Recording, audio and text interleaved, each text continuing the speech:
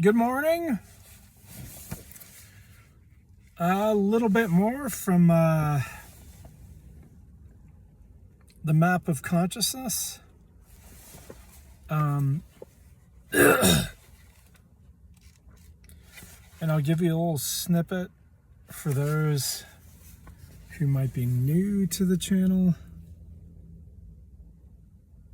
This is the map of consciousness, and we're at acceptance.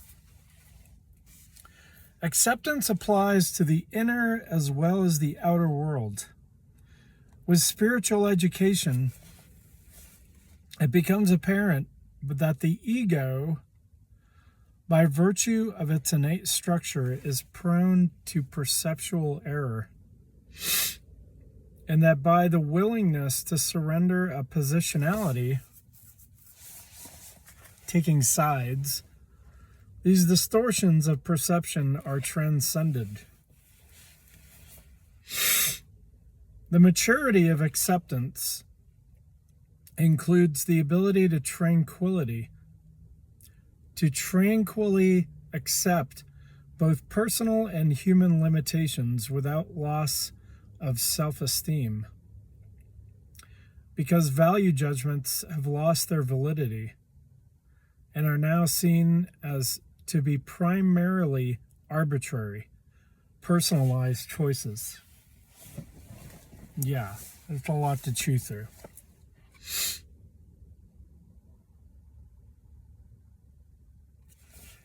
The maturity of acceptance includes the ability, I'm rereading it, to tranquilly accept both personal and human limitations without loss of self-esteem, because value judgments have lost their validity and are now seen to be primarily arbitrary, personalized choices. In other words, the whole concept of sin and guilt and shame is all dual. It's functioning from a duality in your mind, a linear viewpoint. The whole concept of sin being utter failure and the religious definition of sin. I mean, I'm not saying that wrongdoing doesn't exist. If you live a service to self existence, then yeah, that you can either live service to self, using others for your own advantage, that is evil, or you could live a life service to others, which comes from love. Thereby, personal opinions become dethroned and lose their tendency to dominate by sheer emotional pressure. So the conscience, or the superego, then becomes benign, as it has been defanged, and therefore it is no longer necessary to deny it, fear it, or project it onto the world.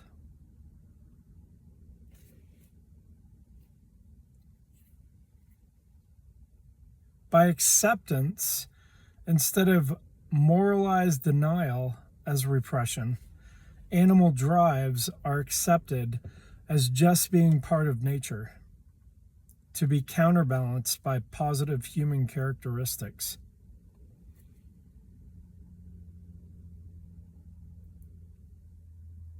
Yeah. Then we get into the realm of morals and ethics. But as I said before, your state of consciousness supersedes all that. Your morals, your ethics. Morals are more or less defined by the times you live in.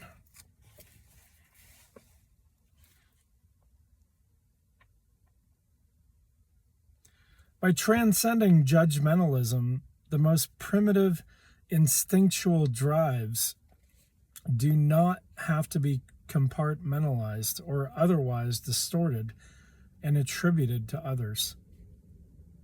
At the same time, primitive drives still exist and are acknowledged but not acted upon. Primitive drives being survival instincts. These are all lower level consciousness levels. Shame, guilt, fear, anger, apathy. These are all, even pride, they're all lower, they're survival instincts. And you keep hearing like doomers about the times we're living in, talking about living in survival mode. No, we should not be living in survival mode right now. We should be focused on raising our consciousness level. I firmly believe that. We need to be raising our consciousness level. And this book helps. I mean, it's not the end-all Bible.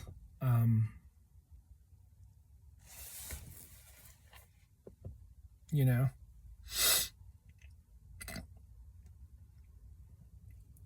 Acceptance precludes pretense and allows for realistic objectivity.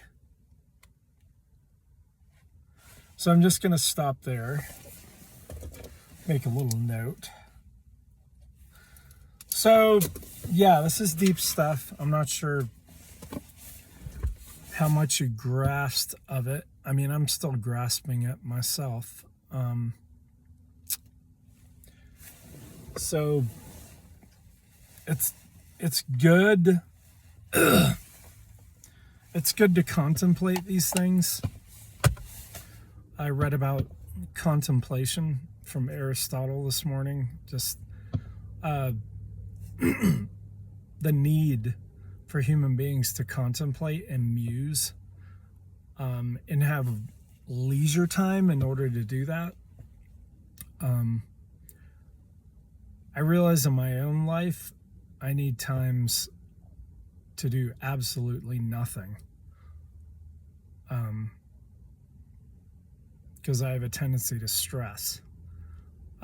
So I think as much time as I do absolutely nothing besides taking a walk in nature, not even a strenuous hike, just a walk through nature.